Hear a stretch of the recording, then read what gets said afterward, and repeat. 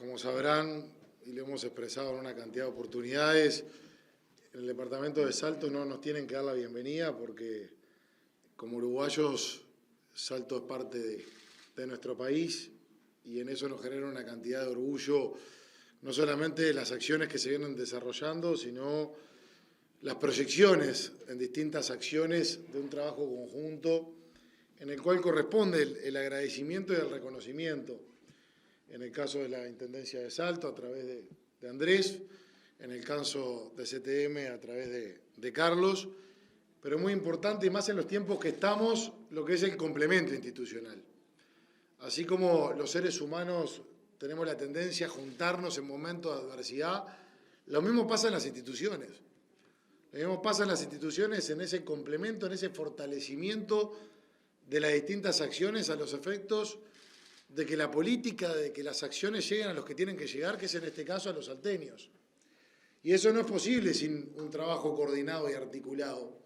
Y cuando hacemos referencia al trabajo articulado y coordinado, no solamente felicitamos al intendente, al presidente de CTM y demás, sino que reconocemos el trabajo de los funcionarios que están en primera línea de acción. Esos funcionarios que son los que todos los días llevan adelante esa política para que llegue al territorio, para que llegue a las causas justas. Y en ese sentido nosotros no podemos eludir la satisfacción que nos produce el trabajo de los funcionarios del Ministerio de Desarrollo Social y en la persona de su directora, María Eugenia Taruseri, lo queremos reconocer, así como también reconocemos el trabajo de los funcionarios de la Intendencia de Salto y también de los funcionarios de CTM. Trabajo que es conjunto, que es fundamental para concretar esas acciones. Y acá estamos haciendo referencia a acciones que ya se concretaron en algunos casos. Cuando se hace referencia al convenio para emprendedores que se encuentran en una situación vulnerable entre la Intendencia de Salto y el Ministerio de Desarrollo Social, estamos hablando que ya se va a materializar y donde una cantidad de personas que pretenden salir de la situación de vulnerabilidad van a disponer de herramientas que para nosotros son fundamentales. Porque las personas lo que quieren es la autonomía y la independencia, es la superación. Y si nosotros no promovemos estas herramientas a través del trabajo conjunto, estamos nada más ni nada menos que condenándolas a una dependencia estatal perpetua. Las herramientas son las que permiten esa autonomía. Las herramientas permiten hacer llegar lo que la gente quiere, que es esa independencia que en definitiva con el correr del tiempo se termina transformando en prosperidad. Así como vamos a hacer ese convenio para emprendedores en esa situación, en ese trabajo conjunto con la Intendencia de Salto, hay otras acciones, como se hizo referencia tanto por el director Elga, a quien también felicitamos y agradecemos su enorme trabajo incansable para poder concretar esta oportunidad, también a la Intendencia de Salto y a CTM nuevamente, que en ese trabajo articulado se permite nada más ni nada menos que por primera vez esté el comedor. Vaya si es importante y también en los tiempos que estamos, con las adversidades que provoca la pandemia, no solamente desde el punto de vista sanitario, sino también con las consecuencias sociales y económicas que todos conocemos, en donde este esfuerzo permite justamente atender nada más ni nada menos que el fortalecimiento del sistema de alimentación. Y eso no es posible si no es coordinando. Eso no es posible si no es articulando. Eso no es posible si desde la jerarquía de las diferentes instituciones no se da el visto bueno de dar el paso adelante y una vez que esté el visto bueno y volvemos a los funcionarios, lleguen y hagan que la política llegue a donde tienen que llegar. Y por parte del Ministerio de Desarrollo Social también queremos rendir cuentas con otras acciones. Acciones que nos parece que va a ser muy importante para los salteños, para el departamento. También en la jornada de hoy, así como visitamos el comedor con Andrés, con Carlos, con Ignacio, también visitamos lo que va a ser el primer centro de referencia en políticas sociales, que va a complementar una cantidad de servicios sociales a los efectos de tener una referencia de expertise en políticas sociales. Políticas sociales en sentido amplio. Nosotros en esta actividad no la podemos desarrollar con egos institucionales y mucho menos personales. Y cuando hablamos de políticas sociales queremos incluir otros actores, incluir lo que tiene que ver con el INAU, incluir ACE, incluir el deporte, incluir otros formatos educativos, en donde haya una referencia que se pueda desarrollar una expertise y a raíz de esa expertise se pueda bajar al territorio también para que la política llegue de forma más eficiente a los que tienen que llegar. En salud es muy común los centros de referencia. Es muy común que se desarrolle una expertise. Una vez que se desarrolla la expertise, se puede consolidar bajándole al territorio también, pudiendo abarcar más puntos y abarcar a más cantidad de personas. Y por ello vamos, en el corto plazo, aspiramos a cerrar la primera etapa de este centro de referencia en políticas sociales, que entendemos que va no solamente a ser una buena noticia para el departamento de Salto y la región, sino para el país, porque eso se replica y en esa réplica se ven beneficiadas una cantidad de otras situaciones. Por otro lado, queremos hacer referencia a medidas que estamos en la etapa final, que entendemos que va a tener un impacto positivo en los salteños y en Salto. Y digo la etapa final porque venimos dando una serie de conversaciones también interinstitucionales hasta el momento satisfactorias y nos queda la recta final, pero quiero detenerme en algo que propone el MIDES y que estamos a punto de consolidar para el año 2022. Y se trata de lo siguiente. Vieron que las asignaciones familiares, cuando la persona que la recibe consigue un trabajo formal y supera un umbral que es muy bajo, se le retira la asignación familiar. Nosotros estamos promoviendo para el año 2022 que no se retire, que no esté ese límite y que pueda convivir la formalidad a nivel del trabajo con la recepción de asignaciones familiares. ¿Qué buscamos? Muchas cosas. Entre ellas, y voy a citar dos, la primera, el incentivo a la formalidad, porque claro, muchas personas que se encuentran en una situación vulnerable, acceder a un trabajo formal que supera ese umbral puede hacerle perder lo que tiene y tener que volver un trámite en caso de que no tenga éxito en esa búsqueda de oportunidades laborales. Entonces, hacer convivir a los dos sistemas permite una mayor formalidad. Pero, sobre todo, permite algo que nosotros consideramos fundamental, que es revertir situaciones de vulnerabilidad. Sabemos que hay uruguayos y salteños golpeados. Sabemos que es la preocupación tanto de la Intendencia, nos consta, sabemos que es la preocupación también de CTM y de diferentes instituciones del departamento. Y en ese sentido, permitiendo la acumulación de la asignación familiar con la formalidad a nivel de trabajo, se incrementa el poder adquisitivo de diferentes hogares a los efectos de enfrentar esas situaciones de vulnerabilidades que golpea, entre otras cosas, a muchas familias. Y siempre es bueno bajar a tierra lo que estamos hablando, porque una cosa es la expresión en abstracto y otra cosa es la acción concreta. Con esta medida, en Salto, se estarían beneficiando en caso de que prospere, siempre le pongo el condicional porque no solo depende de nosotros, pero estamos muy cerca, si no, no lo estaría diciendo, una cantidad de beneficiarios en Salto de 22.000 directos, pero indirectos, siempre hablando aproximadamente, estamos hablando de que abarcaría a 50.000 personas en Salto. ¿Por qué 50.000 personas? Porque 22.000 son los beneficiarios directos de estas asignaciones familiares, pero como viven en hogares compuestos por otros integrantes, en esa composición la totalidad de beneficiarios indirectos ascendería en total aproximadamente 50.000. Herramientas y oportunidades para revertir situaciones de vulnerabilidad. Herramientas y oportunidades para apuntar a la superación, a la autonomía y a la independencia de las personas.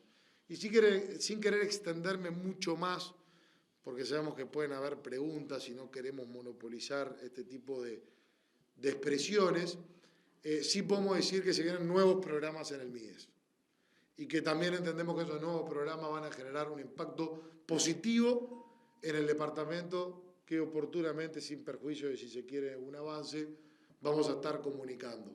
Se está trabajando muy fuerte por parte de toda la cartera y por eso el reconocimiento justo a todos los funcionarios. Se está trabajando muy fuerte en la articulación y ahí volvemos a celebrar la apertura y la buena disposición que se tiene por parte de otras instituciones.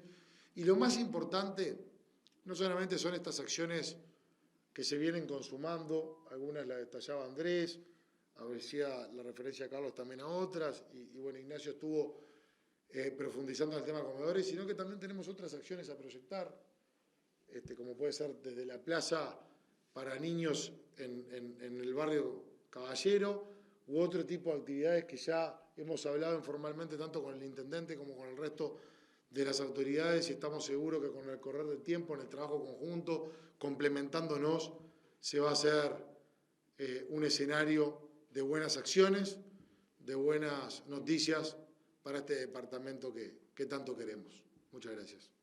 Lo primero, una reflexión.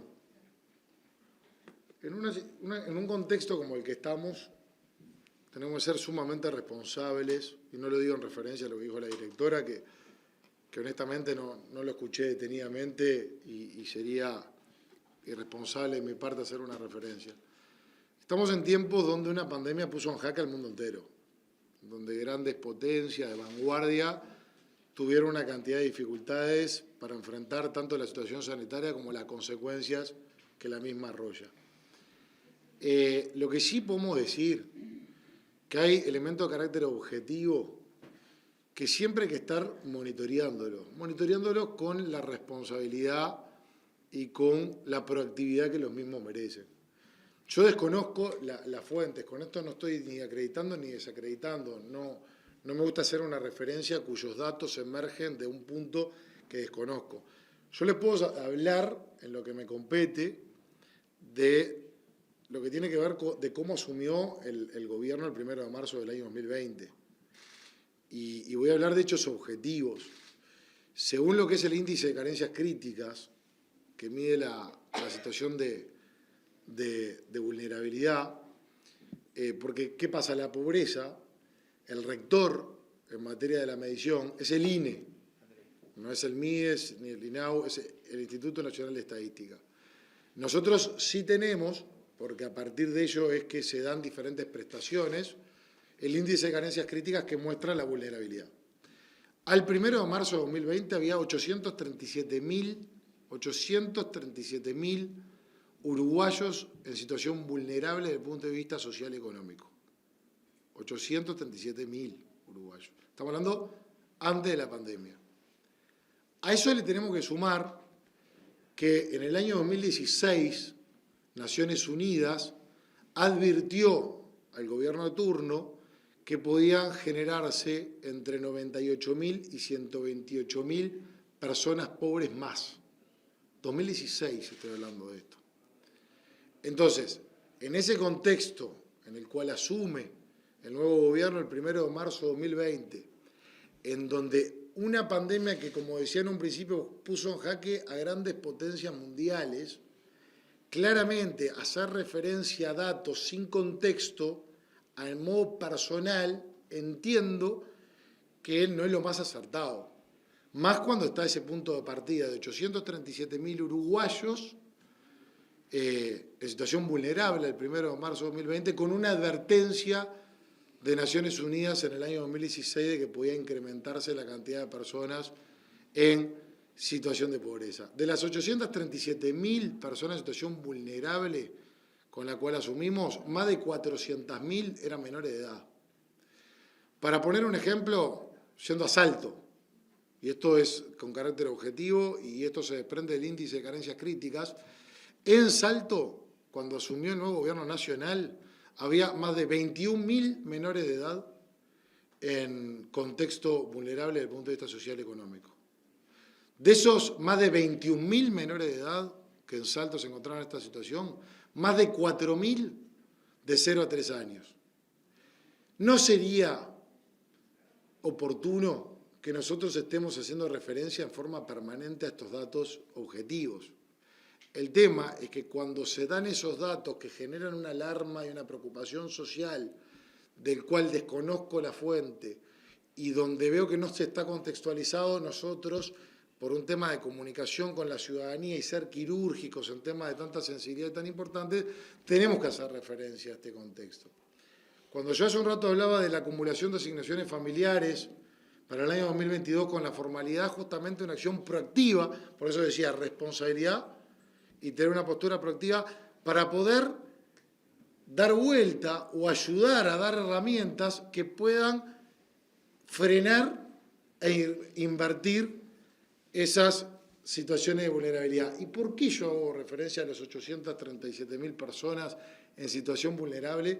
Porque como el INE analiza la pobreza, o mejor dicho, es el rector en materia de la medición de pobreza, y la pobreza es monetaria, que eso puede variar según diferentes circunstancias, esa situación vulnerable hace que muchas personas, o hizo que muchas personas, estén en la cornisa.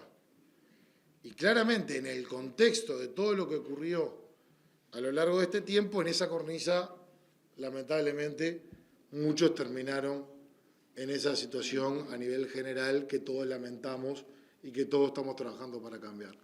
Vuelvo a lo de un principio. Se pueden hacer una cantidad de referencias, se pueden hacer una cantidad de valoraciones.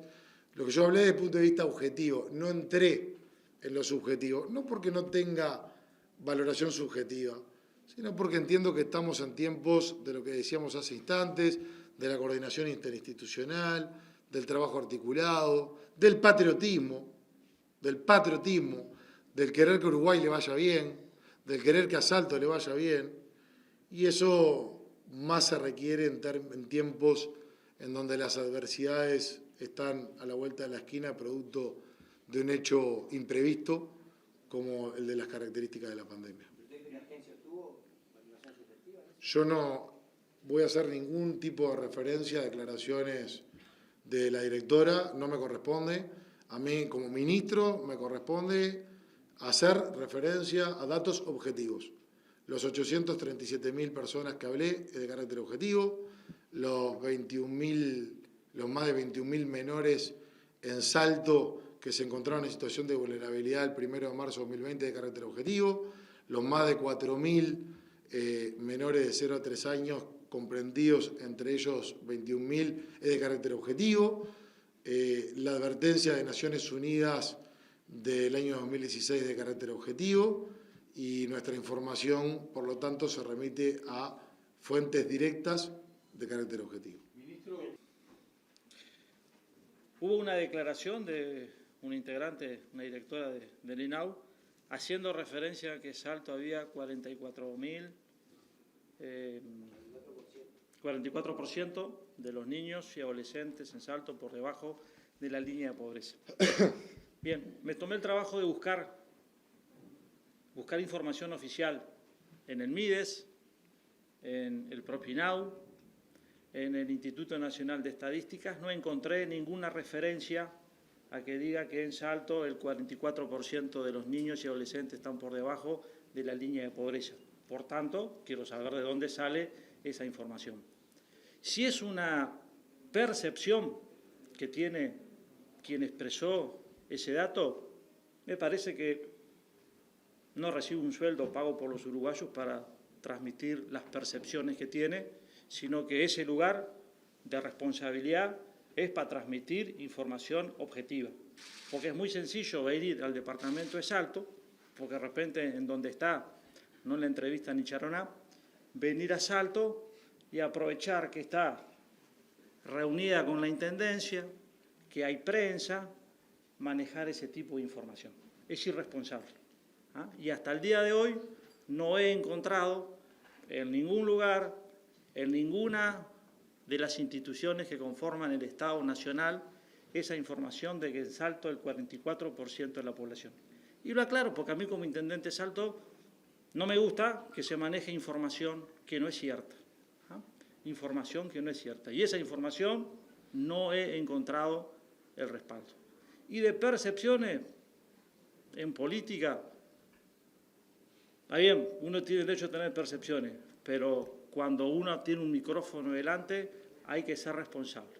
Y los números que se manejan y los datos que se manejan tienen que tener un respaldo científico. Si no, no sé, cualquiera dice lo que le parece y acá tirar ese dato no es bueno. Me pareció de una irresponsabilidad muy grande y además aprovechar, pedir una entrevista a la Intendencia de Salto y después en esa instancia aportar y tirar este tipo de información, no lo veo bueno. Y creo que cuestiones como esas son las que a veces llevan a que la política no sea vista con la imagen que todos queremos. Porque acá la imagen que estamos dando es otra, estamos construyendo. Acá hay diversidad, acá están representados distintos partidos políticos, pero estamos trabajando con un objetivo común. ¿Ah? Y en esa información que se brindó, hasta el día de hoy, no he visto respaldo científico ni información de ninguna institución del Estado que lo diga. Y quería aclararlo. Vamos a fortalecer el Sistema Nacional de Cuidados. Para hacer algunas referencias, primero lo vamos a profesionalizar y ya le estamos dando una mayor humanización al sistema. ¿Por qué decimos profesionalizar? Primero porque nos encontramos con un sistema de cuidados que, vamos a las cosas justas, en su momento fue aprobado por todos los partidos políticos, en el cual sabemos que los primeros años de instrumentación tienen sus idas y vueltas. Nosotros también con ese carácter objetivo y en ese marco tenemos que decir que hay menos del 50% de asistente personal con la formación correspondiente. Claramente, si queremos ir a un sistema de mayor profesionalización, tenemos que trabajar mucho en la capacitación y en la formación de los asistentes personales. Ya se comenzó el proceso de esta formación. Por otro lado, en lo que tiene que ver con relaciones o con vínculos en el Sistema Nacional de Cuidados, hay un problema con la inestabilidad jurídica. ¿Por qué? Porque cuando se rompe el vínculo entre el asistente personal y la persona que recibe los cuidados, no está claro quién responde. Entonces, una persona que a priori termina o comienza recibiendo supuestamente una solución, quizás con el tiempo termina recibiendo un problema, porque se corta el vínculo del cuidado y terminan en juicio para ver quién se hace cargo de esa situación. Y para mala noticia para las personas, cuando el MIDES ha sido demandado, no perdió juicios. Y eso es peor, porque quiere decir que el que se termina haciendo cargo, pagando los platos rotos, es o el trabajador o la persona que recibe los cuidados. Entonces estamos trabajando en la modificación de esto. Esto es un decreto del año 2017 que establece que por parte del participante está la responsabilidad en caso de despido, etcétera, etcétera. Estamos cambiando el sistema a los efectos de evitar esa inestabilidad jurídica. Yo hacía referencia también a la humanización. Bueno, nos encontramos a raíz de una auditoría que recayó entre el año 2017 y el año 2019 con una cantidad de denuncias que revisten una gravedad muy importante, a veces del asistente personal a la persona que recibe los cuidados o viceversa. En esto siempre hay que tener en cuenta que nunca estamos generalizando, sí sabemos de una cantidad de situaciones y en lo que tiene que ver con la humanización estamos trabajando en un protocolo en donde intentar de que esas situaciones no pasen, pero que si ocurren sea más fácil el acceso y el conocimiento de las mismas por parte de las autoridades para poder actuar rápidamente en consecuencia, con las consecuencias que supongan diferentes situaciones. Pero aparte yo hablaba de fortalecer.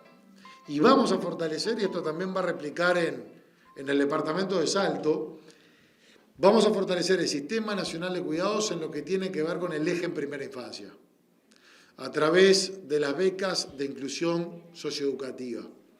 ¿Qué es lo que sucede muchas veces? Que hay familias que no tienen el CAIF cerca, o que el horario que tiene el CAIF es corto y no le permite al resto de los integrantes de la familia desarrollarse en cuanto a la búsqueda del trabajo, el desarrollo del trabajo y demás. Entonces, las becas de inclusión socioeducativa es a través de jardines privados, en forma complementaria a los CAIF, claramente, en donde cuando sucede esta situación donde no hay un CAIF cerca o el mismo no reviste el horario que se necesita, se pueda recurrir también al privado a los efectos de que esa elasticidad permita que durante horas el niño tenga los cuidados correspondientes.